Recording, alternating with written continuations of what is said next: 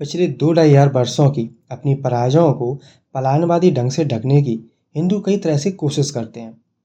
उनके एक वर्ग का कहना है कि हम भले ही हारे हों, लेकिन ये बात ज़्यादा महत्वपूर्ण है कि हमने सदा बड़ी बहादुरी से आक्रमणकारियों का सामना किया।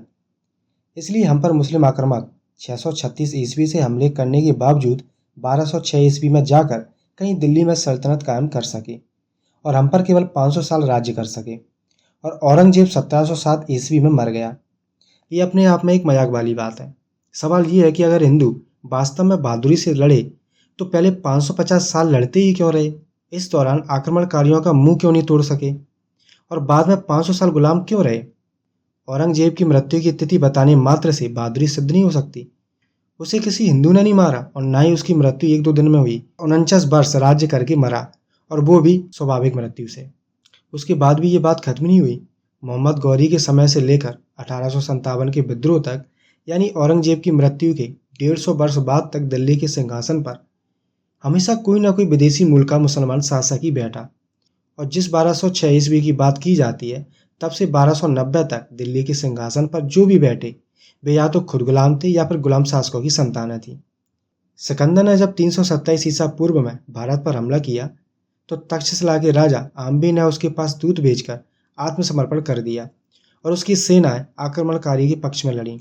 राजा पुरु या पोरस सिकंदर के मुकाबले में दोगुनी से भी ज्यादा सेना लेकर लड़े। सिकंदर की सेना 15,000 थी और पुरु की 33,000, लेकिन एरियन के अनुसार वो 23,000 सैनिक मरवा कर और सिकंदर के कुल 80 पैदल और 230 घुड़सवार मरवा कर अपने हाथी को मोड़कर मैदान से भाग खड़ा हुआ। इस बीच वो हौदे में मूर्छित होकर गिर गया और सिकंदर द्वारा बंदी बना लिया गया। उसके बाद तो विदेशी आक्रमणकारियों का तांता ही लग गया। 250 ईसा पूर्व के लगभग बैक्ट्रियन यूनानी आए। ईसा से 180-190 वर्ष पूर्व बैक्टीरिया के डेमेट्रियस ने भारत पर हमला किया। वह अनेक प्रदेशों को जीतता हुआ मगध की राजधानी में प्रवेश किया। उसका सेनापति मेनांडर मथुरा और साकेत को जीतते हुए पाटलिपुत्र तक पहुंचा। गृह युद्ध के कारण वह खुद ही लौट गया, लेकिन यहाँ के खारवल जैसे राजाओं ने हाथी गुफा अभिलेखों में लिखवा के रखा कि मेरे भय के कारण वो भाग गया, और जब वहां से निवृत्त होकर फिर से यहाँ आया तो उसने पेशावर, तक्षशिला और सियालकोट में अनेक राज्य स्थापित कर दिए। शकों के बाद कुषाणों ने चढ़ाई की। ये वे लोग थे जिन्हें चीन के पश्चिमी भाग से हुणों ने मार भगाया था। पहले हमले में ही इन्होंने पंजाब, सिंध और मथुरा जीत लिया। इनके एक राजा कनिष्क ने पश्चिमी उत्तर प्रदेश, बिहार और कश्मीर तक को जीता था। 1 शताब्दी से ज्यादा समय तक उनका साम्राज्य बरकरार रहा। 5वीं शताब्दी के मध्य में मध्य एशिया के घुमंतु हुणों ने, जो अकाल के मारे थे, गुप्त साम्राज्य के दिनों, जिसे हिंदू इतिहास का स्वर्ण युग कहा जाता है, भारत पर आक्रमण शुरू कर दिए। गुप्त राजाओं को सकारी यानी शकों को नष्ट करने वाला कहा जाता है। इसलिए ये स्पष्ट है कि हुणों ने गुप्त राजाओं की नाक में दम कर दिया था और उन्हीं के आक्रमणों के परिणाम स्वरूप 535 ईस्वी में उनका साम्राज्य टुकड़े टुकड़े हो गया। उनके बाद भी अनेक जातियां और कबीले जैसे जाट, गुजर, अहिर आदि यहाँ आते रहे और अपने साम्राज्य स्थापित करते रहे।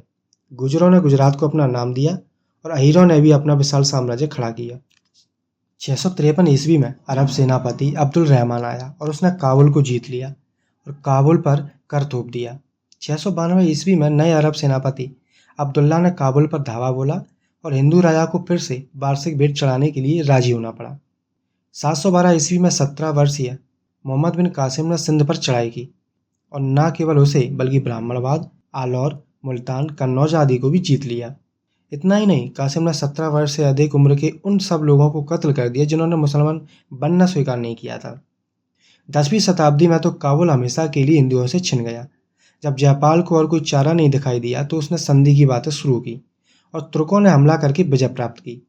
इसी बीर जयपाल ने आए दिन मुखी खाकर 1001 ईस्वी में आत्महत्या करके बहादुरी दिखाई थी। 1018 ईस्वी में जब महमूद बरन बुलंदशहर पहुंचा तो वहां के राजा हरदत्त ने घुटने टेक दिए और अपने 10,000 लोगों सहित मुसलमान हो गया। उसके बाद जब उसने मथुरा पर हमला किया तब मथुरावासी और उसके रक्षक अपने पवित्र शहर को हमलावर के हाथों सौंप कर भाग खड़े हुए। जब वो वृंदावन पहुंचा तो वहां हिंदू राजा सिर पर पैर रखकर भाग गया। महमूद गजनबी 1018 ईस्वी में जब विद्याधर के मुकाबले में आया तो अनेक हिंदू राजा इकट्ठे हुए। वो बिना हमले किए ही चला गया, लेकिन ये सब मिलकर भी उसका पीछा करने के लिए तैयार न हुए। आज इस काल टोले को कई लोग उच्च नैतिक व्यक्ति कहते नहीं थकते। जनवरी 1019 ईस्वी में महमूद ने कन्नौज पर चढ़ाई की। वहां के परिहार वंशीय राजा राजपाल ने चूं तक नहीं की और घुटने टेक दिए।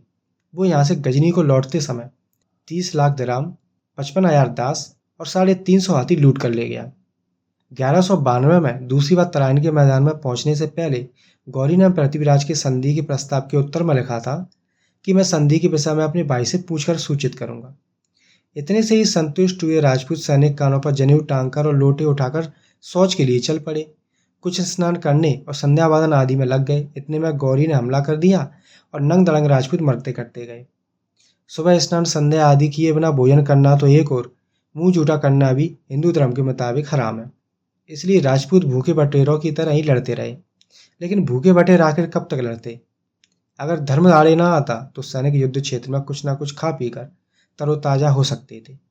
पर जैसा कि अधुना सरकार ने लिखा है, कठोर जाति नियमों के कारण वे युद्ध क्षेत्र में ही खा पीकर तरोताजा नहीं हो सकते थे। गौरी के सैनिकों के सामने उनकी एक ना चली। फिर रणनीति के तौर पर गौरी ने मैदान से ऐसे भागना शुरू किया जैसे वो पराजित हो गया हो। राजपूत घबराकर दौड़े। गौरी ने मुड़कर अपनी सेना के साथ हमला किया। हिंदू उसका सामना ना कर सके, मैदान छोड़कर भागने लगे। भागने वालों की भीड़ में फंसा पृथ्वीराज सरस्वती के तट पर पकड़ा गया और बाद में कत्ल कर दिया गया। हालांकि पृथ्वीराज की सेना संख्या में गौरी की सेना से बहुत ज्यादा थी।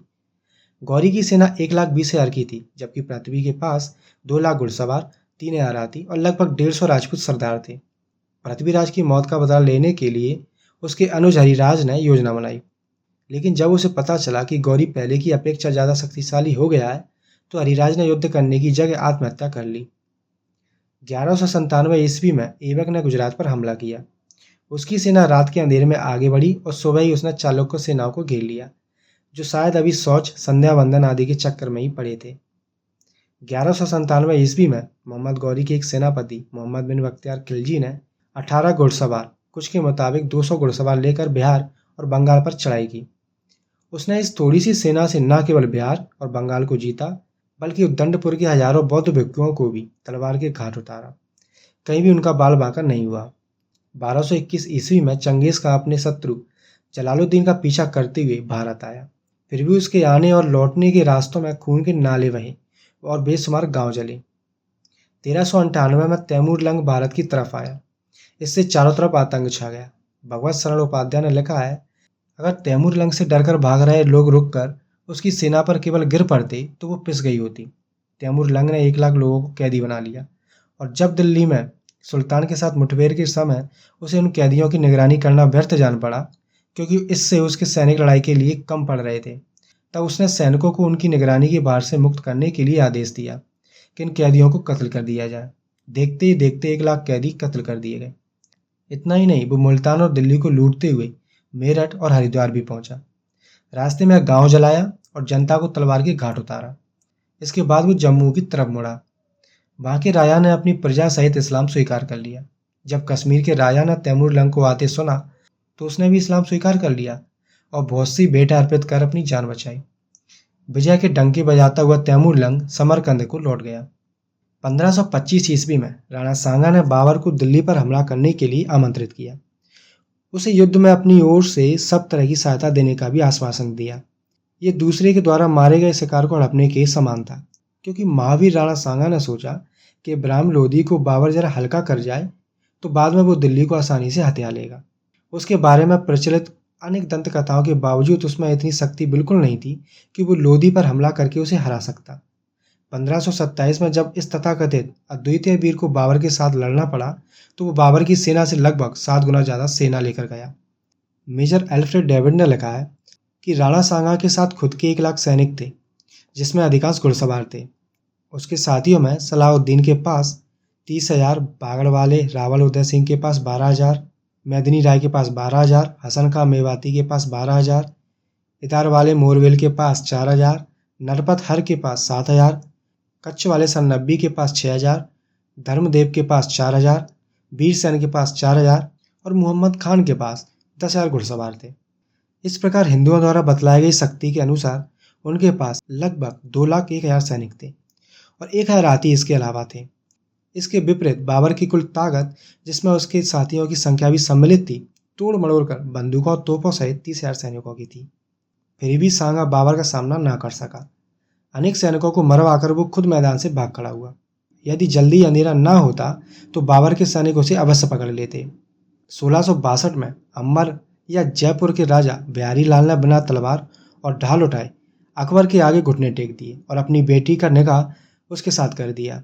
बिहारी लाल के वंशज राजा मानसिंह और राजा भगवान दास सदा अकबर की सकार मारकर लाने वालों की ही भूमिका निभाते रहे।